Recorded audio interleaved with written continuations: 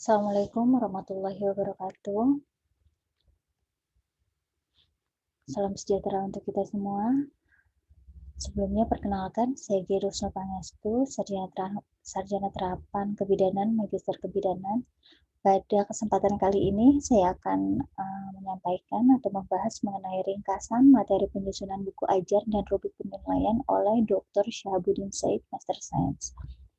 Pada kegiatan Pekerti 2021, kerjasama antara Aperti dan Universitas Sultan Ageng Tirtayasa atau disingkat Untirta. Sebelumnya saya mensubscribe YouTube beliau Syahabuddin Said. Beliau mengupload beberapa video yang insya Allah bermanfaat, bisa ditonton. Langsung saja pada materinya. Yang pertama yaitu tujuan, apa harapan mengapa materi ini dipelajari atau disampaikan, yaitu diharapkan peserta memahami teknik penyusunan dan pengembangan bahan ajar, peserta dapat memahami pengembangan, evaluasi, dan rubrik penilaian. Pokok bahasan yang akan dibahas pada kesempatan kali ini, yang pertama teknik penyusunan buku sebagai bahan ajar, kemudian tahap pengembangan dan penyusunan buku sebagai bahan ajar, lembar evaluasi bahan ajar, dan yang terakhir adalah rubrik kriteria penilaian. Sebelumnya saya akan menjelaskan apa itu bahan ajar. Merupakan suatu materi perkuliahan atau pelajaran yang disusun secara sistematis sebagai sumber belajar untuk mencapai tujuan pembelajaran. Fungsi dari bahan ajar itu sendiri ada 3, yaitu klasikal, individual, maupun kelompok. Untuk klasikal itu sendiri merupakan bahan ajar yang memiliki peran, yakni dapat dijadikan sebagai bahan yang tak terpisahkan dari buku utama, dapat dijadikan pelengkap atau suplemen dari buku utama, kemudian dapat digunakan untuk meningkatkan motivasi belajar mahasiswa, dapat dijadikan sebagai bahan yang mengandung penjelasan mengenai bagaimana mencari penerapan, hubungan, serta keterkaitan antara satu topik dengan topik lainnya. Kemudian untuk pembelajaran individual, bahan ajar memiliki peran yaitu sebagai media utama dalam pembelajaran, alat yang digunakan untuk menyusun dan mengawasi proses siswa memperoleh informasi dengan baik dan benar, kemudian penunjang media pembelajaran individual lainnya. Dan yang terakhir adalah pembelajaran kelompok. Bahan ajar memiliki peran yakni sebagai bahan integrasi dengan proses belajar kelompok, sebagai bahan pendukung bahan ajar utama,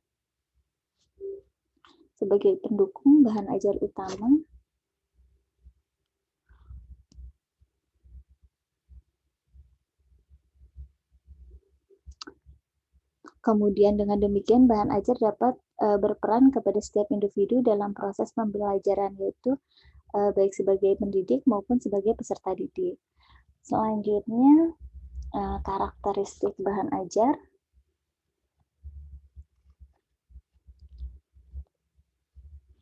Untuk karakteristik bahan ajar yaitu ada self-instructional, self-contained, self-alone atau berdiri sendiri, kemudian user-friendly.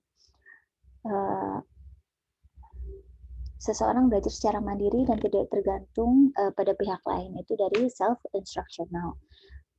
Maka modul itu harus dibuat memuat tujuan pembelajaran yang jelas dan dapat menggambarkan pencapaian standar kompetensi dan kompetensi dasar. Kemudian untuk self-contained, bila seluruh materi pembelajaran yang dibutuhkan termuat dalam modul tersebut, tujuan dari konsep ini adalah memberikan kesempatan kepada peserta didik mempelajari materi pembelajaran secara tuntas karena materi belajar dikemas dalam satu kesatuan yang utuh gitu. Kemudian self-alone atau berdiri sendiri merupakan karakteristik modul yang tidak tergantung pada bahan ajar atau media lain, atau tidak harus digunakan bersama-sama dengan bahan ajar atau media lain.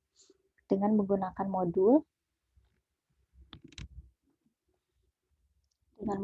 modul, peserta didik tidak perlu bahan ajar yang lain untuk mempelajari atau mengerjakan tugas pada modul tersebut jika peserta didik masih menggunakan atau bergantung pada bahan ajar selain modul yang digunakan.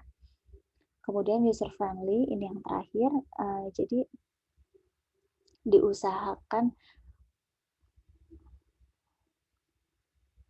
setiap instruksi atau paparan informasi yang tampil bersifat membantu dan bersahabat dengan pemakainya, termasuk kemudahan pemakai dalam merespon dan mengakses sesuai dengan keinginan.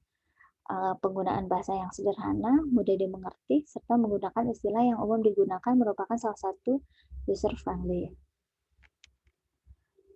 Selanjutnya, untuk jenis bahan ajar, yaitu ada cetak dan non-cetak. Untuk cetak sendiri itu bisa berupa buku, modul, handout, kemudian lembar kerja, gitu. Dan untuk non-cetak sendiri bisa berupa barang diam, barang ajar diam, seperti display, video, audio, kemudian ada overhead transparencies atau OHT, atau kalau zaman sekarang bisa proyektor gitu, InFocus. Kemudian selanjutnya prinsip pengembangan bahan ajar ada relevansi, konsistensi, dan adekuasi. Untuk relevansi sendiri merupakan kesesuaian bahan ajar dan memiliki keterkaitan dengan capaian pembelajaran. Kemudian untuk konsistensi, keajikan, ketetapan, dan tidak berubah-ubah, konsisten antara bahan ajar dengan capaian pembelajaran yang harus dikuasai oleh mahasiswa itu sendiri. Untuk yang terakhir, adekuasi, kecukupan cukup memadai dalam membantu mahasiswa menguasai capaian pembelajaran yang diajarkan bahan ajar tidak terlalu sedikit maupun terlalu banyak. Selanjutnya, teknik penyusunan buku ajar. Judul atau materi memuat kompetensi dasar, susunan tampilan. Jadi kompetensinya dijadikan judul dari awal sudah menjadi cover atau judul, kemudian susunan tampilan bahan ajar jelas dan menarik. Bahasa yang digunakan juga harus mudah untuk difahami, mudah untuk dicerna dan dimengerti, kemudian mampu menguji pemahaman, stimulan, nyaman untuk dibaca, dan sajiannya terstruktur, jadi tidak loncat-loncat gitu ya. Kemudian materinya instruksional.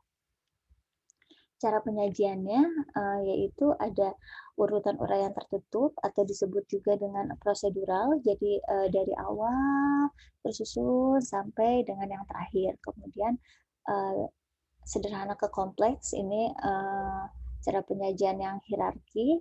Kemudian dari mudah ke sukar juga, kemudian saling memperkuat bahan kajian terkait, menarik minat dan perhatian mahasiswa, peserta didik, kemudian menantang atau merangsang peserta didik untuk mempelajari buku, pengorganisasian dan sistematika, penulisan memperhatikan aspek kemampuan peserta. Kemudian secara sistematis menulis buku ajar, yaitu yang pertama adalah menyusun RPS atau rencana pembelajaran semester. Pertama adalah sebagai acuan proses pembelajaran mata kuliah atau pelajaran. RPS juga sebagai materi atau substansi buku ajar. Kemudian RPS memuat CPMK atau capaian pembelajaran mata kuliah, sub CPMK sebagai sasaran tujuan yang ingin dicapai. Kemudian memulai menyusun outline. Itu yaitu ada pendahuluan, ada bagian isi, kemudian bagian akhir. Pada bagian pendahuluan ada deskripsi mata kuliah, ada CPMK dan sub CPMK, petunjuk penggunaan buku ajar, kompetensi prasyarat. Kemudian pada bagian isi berisi judul atau topik pembelajaran, berisi uraian mengenai tujuan kegiatan pembelajaran, berisi materi pembelajaran yang sesuai dengan topik pembelajaran, berisi kesimpulan, berisi tugas, evaluasi, dan kunci jawaban. Kemudian yang bagian akhirnya berisi daftar pustaka, glosarium. Glosarium ini daftar singkatan, wajib untuk dosen, kemudian indeks, lampiran, dan biografi penulis. Kemudian yang terakhir ada pelengkap buku ajar. Pada pelengkap buku ajar ini ada cover, jadi judul besar buku, kemudian lembar persembahan sesuai kebutuhan, kata pengantar, dan daftar isi. Kemudian evaluasi pada bahan ajar, ada penilaian bersifat kualitatif, penilaian untuk memperbaiki kualitas. Jadi evaluasi ini adalah untuk melakukan penilaian ini bentuknya adalah mengambil suatu keputusan terhadap suatu dengan ukuran baik dan buruk. Karena ini bersifat kualitatif, jadi pilihannya baik dan buruk gitu, bukan opini. Kemudian penilaian untuk memperbaiki kualitas. Tujuan dari evaluasi ini adalah untuk menilai bagaimana kualitas dari bahan ajar itu dan melakukan perbaikan pada bahan ajar lainnya atau selanjutnya. Kemudian ini contoh dari lembar evaluasi bahan ajar. Ini bentuknya modul, contoh instrumen evaluasi bahan ajar. Jadi bisa dilihat kriteria, karena ini tadi sudah disebutkan bersifat kualitatif, jadi penilaiannya baik, buruk, cukup, kurang, sangat kurang. Jadi tidak ada opini gitu ya. Atasnya ada judul modul, ada mata pelajaran, sasaran, dan tujuan. Kemudian, nah ini ada sistem pembelajarannya, ada desain sistem pembelajarannya. Jadi sebagai tenaga pendidik atau dosen sebelum menyampaikan materi perkuliahannya, melakukan perencanaan apa saja yang akan disampaikan, kemudian melakukan pelaksanaan penyampaian materi. Di sini ada beberapa yang terkait, yaitu mahasiswa, dosen, sumber belajarnya bisa berupa tadi bisa audio, visual, bisa daring juga. Kemudian tujuan dari semua itu adalah proses dan hasil belajar. Kemudian yang terakhir adalah pengembangan. Ada action research, ada pengembangan pembelajaran. Jadi setelah itu melakukan evaluasi apa saja yang harus dikembangkan dan diperbaiki. Begitu. Kemudian ini desain pembelajaran bisa dilihat, ini dapat dilakukan sebagai contoh. Kemudian aspek yang dinilai, yaitu aspek yang dinilai dalam evaluasi bahan ajar tadi sudah saya tunjukkan contoh formnya. Kemudian apa saja yang dinilai, ada materi atau isinya, kemudian penyajian materi, keterbacaan, maksudnya apakah mudah dibaca, apakah mudah dimengerti oleh si pembaca, kemudian teks atau wacana dan gambar ilustrasi, kemudian kebahasaannya, apakah menggunakan bahasa baku apa tidak, user friendly atau tidak. Sekian yang dapat saya sampaikan, semoga bermanfaat. Video ini, resume ini dibuat untuk memenuhi tugas dari Dr. Syahbudin Said. Itu semoga yang mendengarkan, yang memutar video ini mendapat pelajaran dan manfaat dari apa yang saya sampaikan. Terima kasih banyak. Saya memohon maaf jika banyak kekeliruan atau kesalahan dalam menyampaikan. Wabillahi taufiq wal hidayah. Wassalamualaikum warahmatullahi wabarakatuh.